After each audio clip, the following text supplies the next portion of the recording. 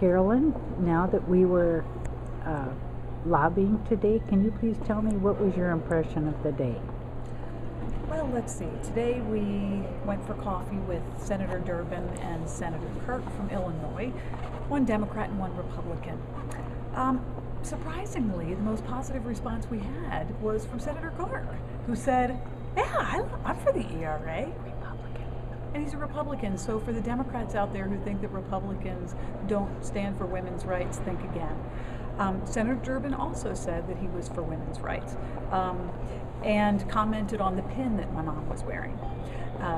In the meeting with Senator Cook, his aide was very interested in the Equal Rights Amendment. We had a very good talk. I talked mostly to her, she listened. I did notice, however, that his senior aide did not come into the meeting. We met with his legislative correspondent, which is fairly low on the totem pole. However, I think we made a believer out of her. So I liked that meeting. Then we met with, let's see, Senator Mikulski. Yeah. Well, I worked with her on Hillary's campaign. I loved the fierce dedication that she had to our candidate. Unfortunately, she doesn't have that fierce dedication to women's rights in the Constitution. Her counsel suggested that I go to another senator, which I've discovered in my process of learning how to be a citizen lobbyist, that's pretty much the kiss-off. If we're going to be in a meeting with your senator and you tell me to go meet with another senator, that this senator would rather do it, pretty much you're screwed. So then, let's see, I'm reading my schedule. Let me show you my schedule. Here was our schedule that we had. You see our schedule? I think so, yeah. Okay. So on our schedule we had Senator Feinstein. Well, she is on the Judiciary Committee, so one would think she might actually care about the Equal Rights Amendment and the fact that women aren't in the Constitution. Think again.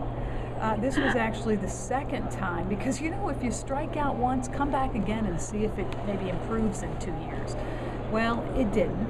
The first time I met with Senator Feinstein's person, she made us wait an hour and a half. Then she blamed it on the receptionist, who had apparently not given her the message that we were out there waiting for an hour and a half, even though the receptionist told her like 3 times or 4 while we were there that we were there. But so then she kindly escorted us out into the hallway, and we thought that we were going to just be leaving right then, and she said, no, we're going to have a meeting out in the hallway, which lasted all of about 7 minutes, standing up and talking, and with her going, yeah. Well, yeah, went, no. So we left there pretty dejected, thinking, okay, well, that's the state of California, Democratic senator, yeah, okay. Then we had to switch Senator Franken and Senator Klobuchar around. So we met with Senator Klobuchar first, which I've heard her speak. She has a daughter. She speaks about the importance of women's rights and women in leadership, but apparently, according to her state, not so much.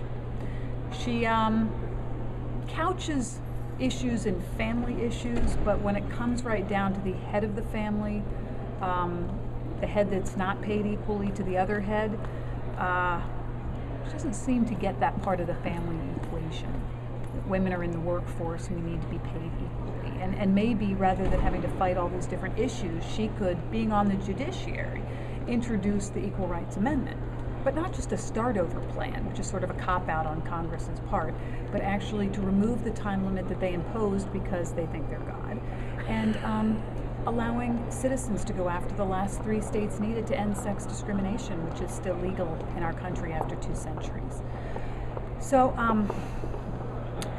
I don't think Senator Klobuchar is going to do it either. So she's running for office too, and these can be pretty controversial issues when you're a woman and you're a Democrat and it's on your party platform, but better not talk about, and let me not forget that her state actually tried to pass a state ERA because they thought that could happen sooner than the federal ERA.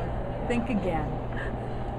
That didn't happen in their state either. So citizens were hoping that if they came to their senators, that perhaps the senators would do the right thing and introduce ERA, a bill at the federal level, because then Minnesota might have to come under compliance. But no.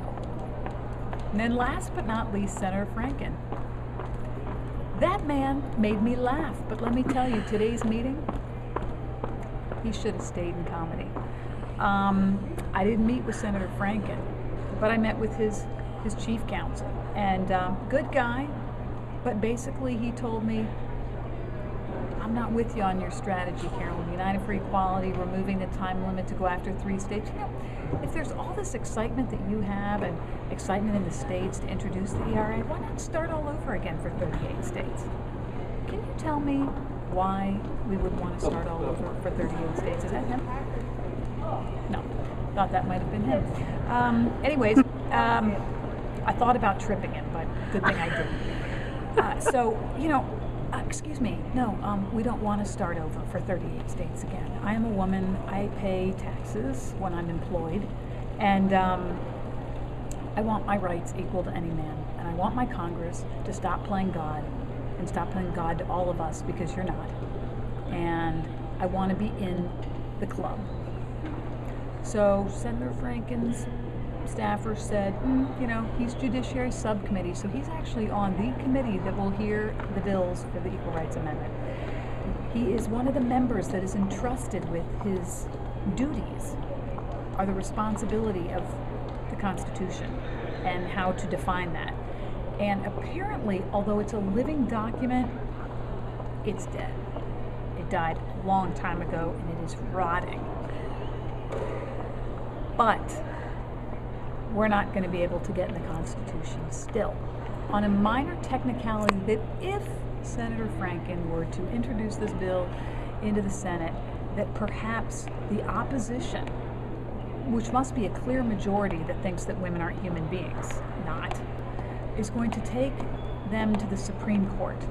And then what might happen with a conservative court that decides that women can't be equal?